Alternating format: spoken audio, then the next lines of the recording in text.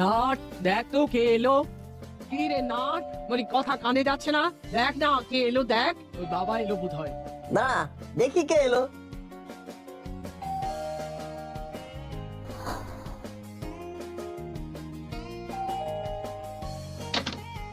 দরজা খুলতে এত দেরি হলো? কোথায় দেরি? ঘর থেকে দরজা পর্যন্ত আসতে যতটুকু সময় লাগে। চল, খবর আছে। ভালো খবর? অবশ্যই, চল ভেতরে।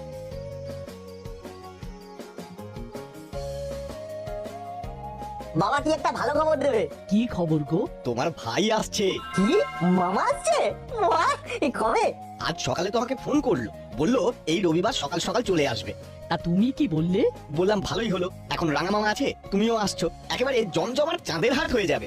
মামার স্টকে অনেক ভূতের গল্প আছে। ও, ভূত ভূত করে একেবারে অস্থির। যাই, সব ভূত খুঁজিদের গিয়ে বলে আসি।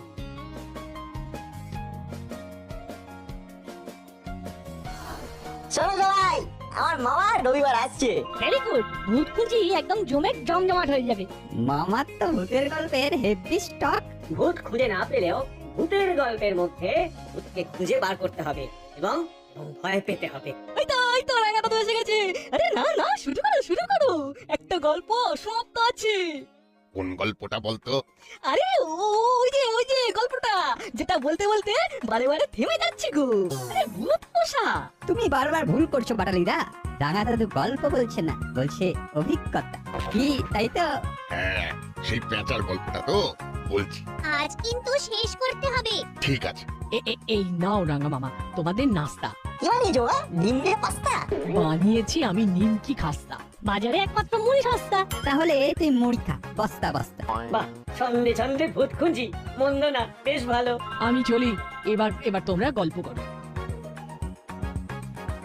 নাও, এবার তোমার কথা বলা শুরু করো।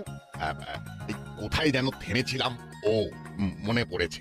আমি পেঁচার সাথে দেখা করতে গেলাম। পেঁচা আমার সাথে কথা বলতে চাইলো না। আমি চলে আসছি, মনটা খুব খারাপ। ঠিক তখন পেঁচা আমাকে ডাকলো। শুনুন, আমাকে বলছো? এখানে আপনি ছাড়া আর কেউ আছে? না, নেই। বলুন, কি জানতে চান? তুমি সবাইয়ের চোখে ফাঁকি দিয়ে এক রাতে 4-5টা বাড়ি কি করে চুরি করতে, একেবারে নিখুঁত ভাবে? তুমি তো একা। আমি একা? না না না না, আমি কোনোদিনই একা চুরি করিনি। এই তো তুমি একা আমার সামনে বসে আছো, চুরি করে ধরা পড়ে। ভূত সদয় না হলে আমি চুরি করে এত নাম কামাতে পারতাম না। সবই ভূতের কৃপা। ব্যাপারটা ঠিক বুঝতে পারছি না, মানুষের ওপর ভূত সদয় হলো কি করে? দেখুন, আমি তো জন্ম থেকে চোর হইনি, পরিস্থিতি আমাকে চোর বানিয়েছে। আজ থেকে 10-12 বছর পেছনে চলে যান।